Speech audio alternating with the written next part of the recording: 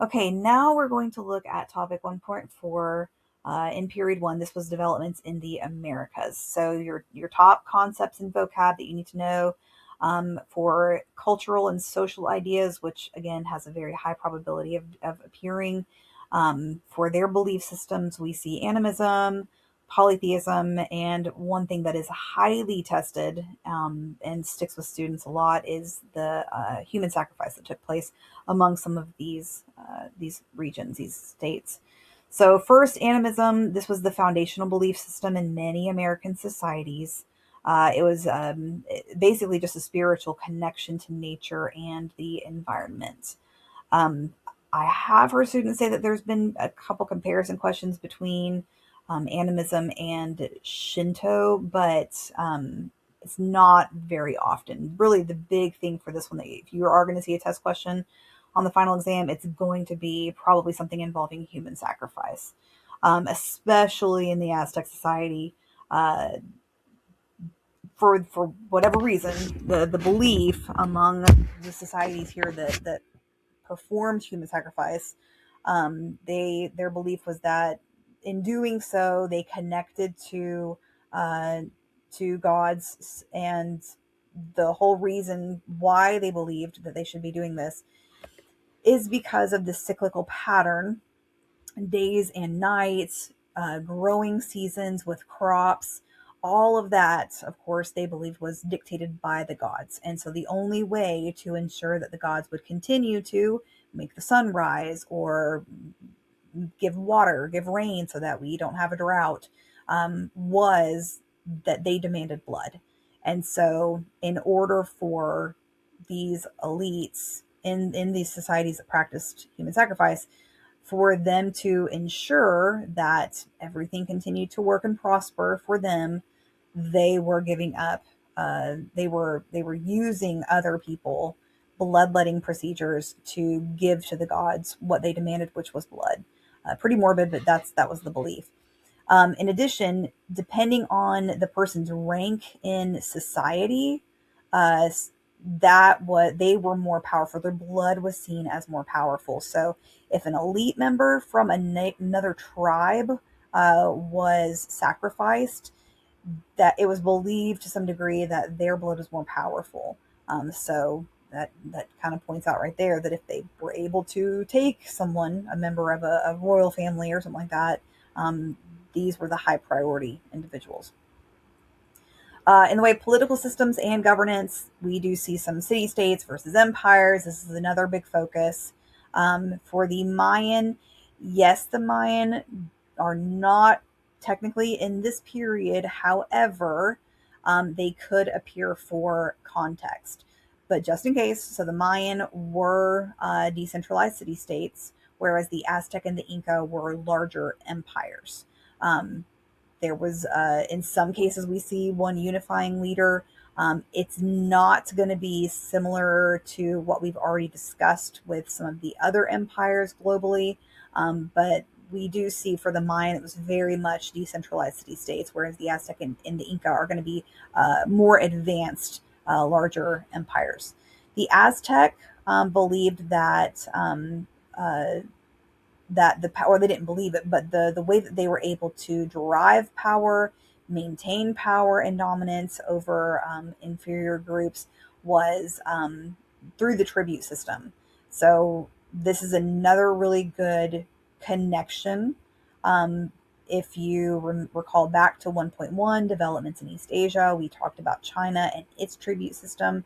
The Aztec is the other major group at this time that had their own tribute system that was distinct, but also led to their stability in maintaining power. They conquered people, basically their neighbors. They would conquer different people, and these people would have to pay some type of tax or gift tribute. It could be goods, it could be crops, it could be offering labor to the capital, which was Tenochtitlan. And of course, all of this was to help maintain their independence as long as they kept up with the tributes. So if you were a neighboring group that had been conquered by the Aztec, They allowed you to maintain some autonomy, but at the same time, and again, this is very, very similar to China. As long as you continue to pay that tribute, they would leave you alone. Now, this wasn't always the case. Of course, you would have some squabbles between some different groups, and the taking of elite members of society would result in more power for a bloodletting ceremony. But for the most part, as long as you're following rules and paying tribute, we would stay out. But they were still absorbed into the larger Aztec empire. The key to Aztec power was stability, of course, through the tribute system. It helped to sustain the elites, the priests, and the warrior class. For nuance, just know um, that despite heavy tribute demands, we do see, because of this, a lot of resentments. So even though we do know that the tribute system was in place, the Aztecs were the ones who kind of established this, and they were demanding this tribute and blood sacrifices and everything else like that.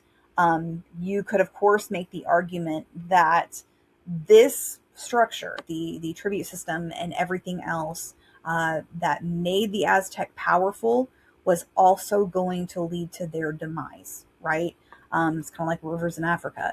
So nuance, you've got they were able to maintain their power and legitimize their power through the tribute system, which kept every other neighboring group that they conquered in check. However, when the Spanish arrive and attempt to conquer the capital, they don't succeed at first.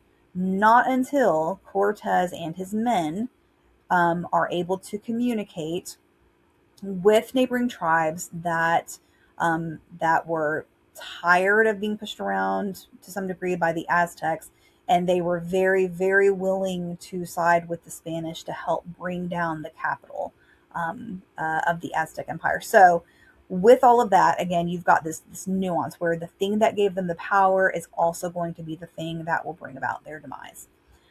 For the Inca was the major empire in South Asia, South America.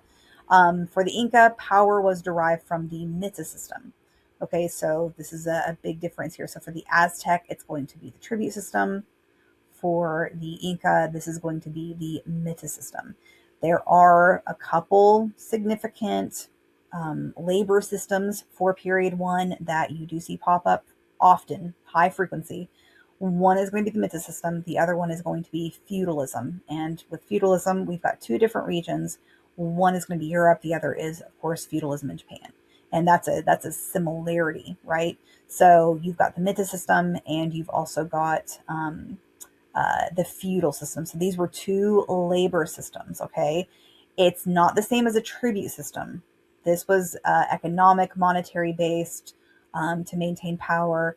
The mita system and feudalism, of course, are going to be labor systems in a much broader economic area. So again, for the Inca, power was derived from the mita system. It was a state-required labor tax. So what this meant is that households living within the Incan Empire were expected to provide labor to the state.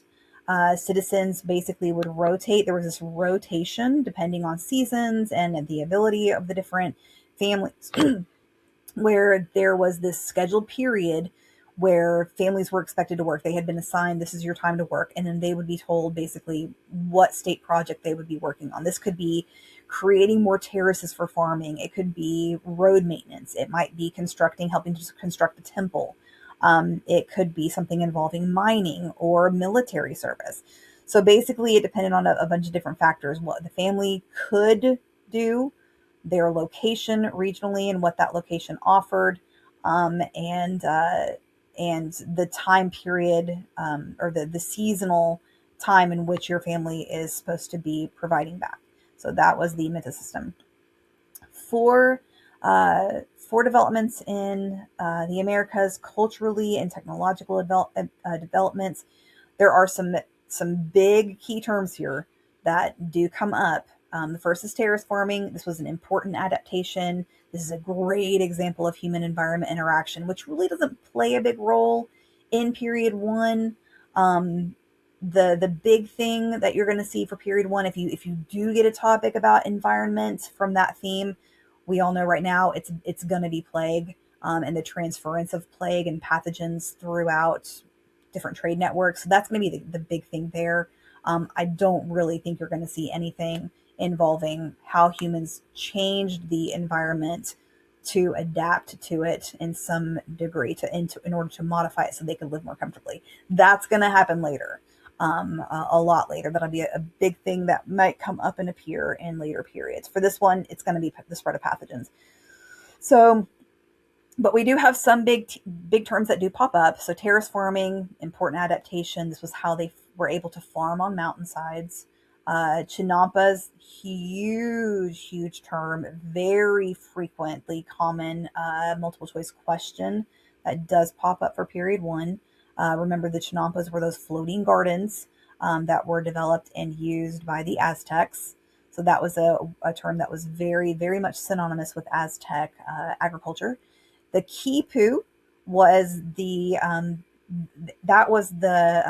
necklace that was worn by different people. It was a series of knotted strings for keeping record.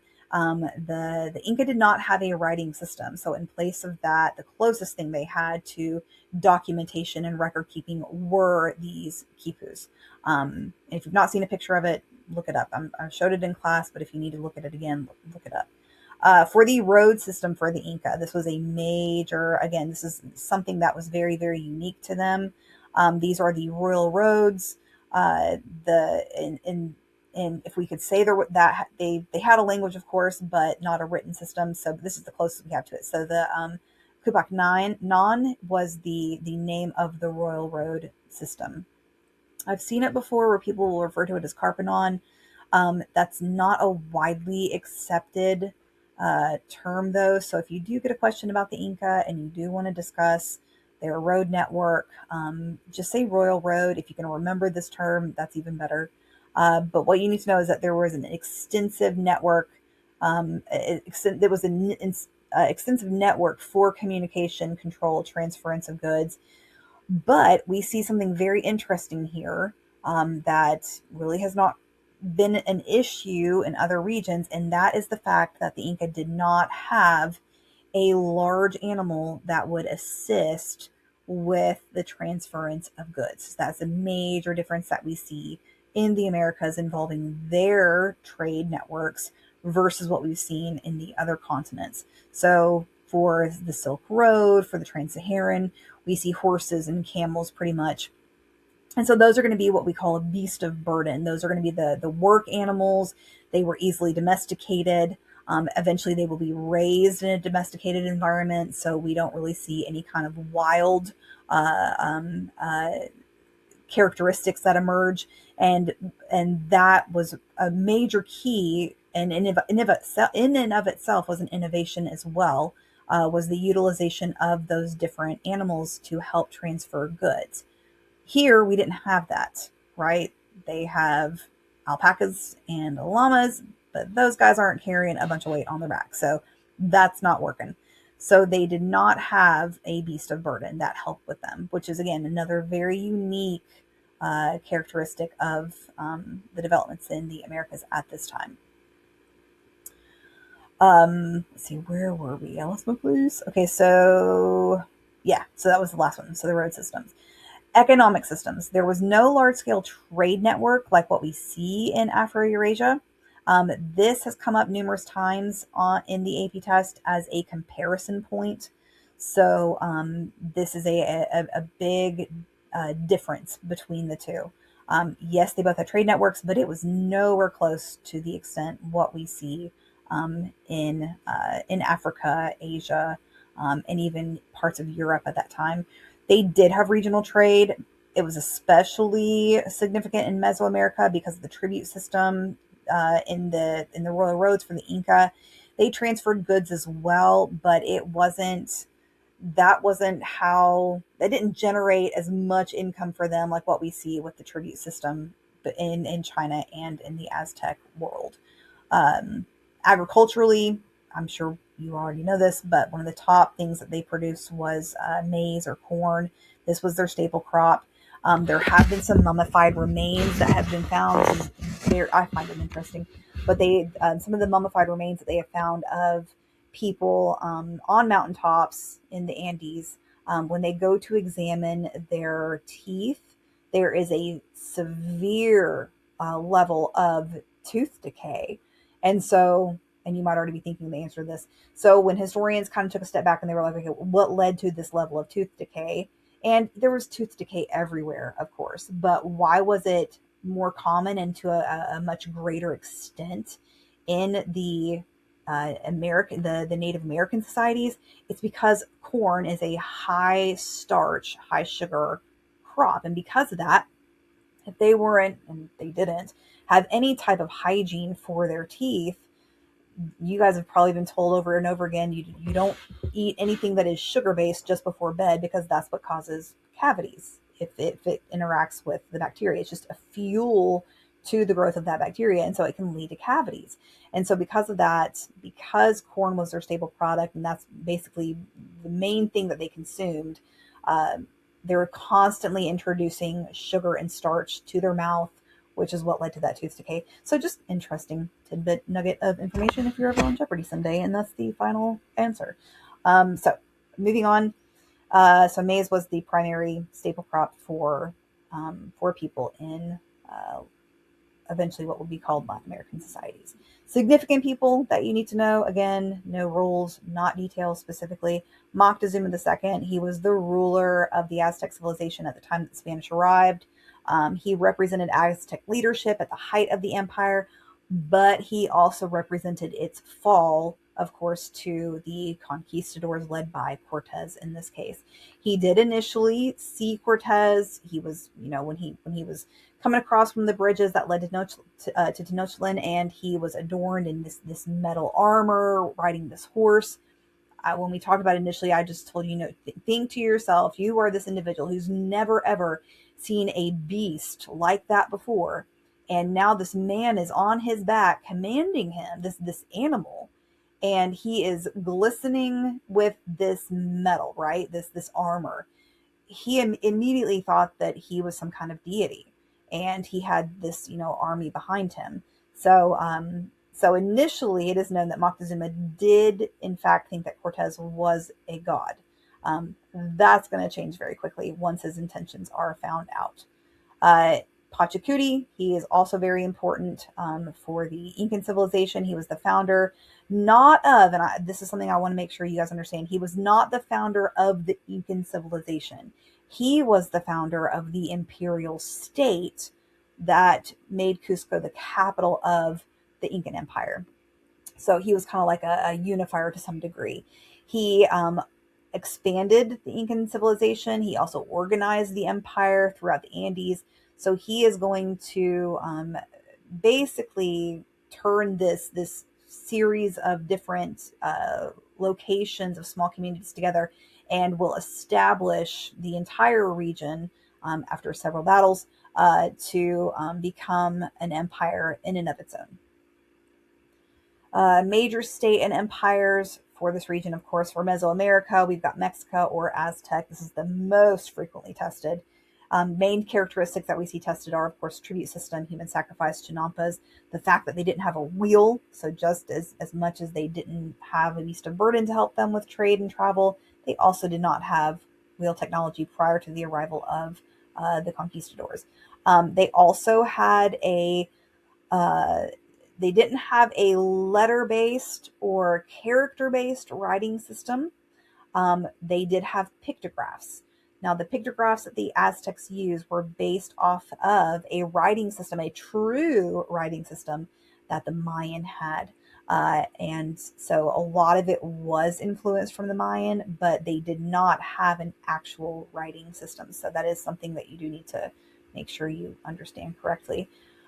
So again, just for context, you will not see direct questions about the Mayan, but sometimes if you do use these for context, just know that they were a group of city-states. They did have a writing system. This was called logosyllabic or syllabic writing style or writing system. They, of course, are known for their astronomy, their calendar, and again, the fact that they did not have wheel technology as well. For South America, the major thing that is most tested, of course, is going to be the Incan civilization. For them, characteristics that we see tested the most are going to be the mita system, roads and terrace farming, and again, the fact that they did not have a writing system at all. Like they didn't even have pictographs. They, again, used these quipus for record keeping. If you are to study anything at all concerning the developments in the Americas, these are the key terms that you need to make sure you focus on. So the mita system, tribute system, chinampas, terrace farming, Incan civilization or empire, and the Aztec or Mexica empire. Typically, how we see these formatted on the test for multiple choice, you could see something like, which system did the Inca use to organize labor? This would be the mita system. For an SAQ, explain one way geography influences society in the Americas, terrace farming in the mountains, or chinampas, because Tenochtitlan, the city on water, was surrounded by water. So these are different ways in which people adapted to their environment. They used it to their advantage to create and grow crops. For LEQ, DDQ themes, a lot of times if we see something from this, again, remember it's going to be continuity and change over time from period 1 to period 2. But some of the major themes that do come up are adaptations to environments, similar to what we see with the SAQs, state building without having large animals or iron or the wheel in some cases, or a written system, tribute versus labor system. This to me, I feel like would be, I don't know, I'm making a bold prediction here, but I feel like this could be a really, really potential SAQ option. Maybe, maybe not. I don't know. The reason why, and I meant to point this out earlier, it is very unlikely that it's not going to ever happen, honestly, for you to have a primary source SAQ from any of the American civilizations in period 1. And the reason for that is that before the Europeans showed up, there was no form of a written communication.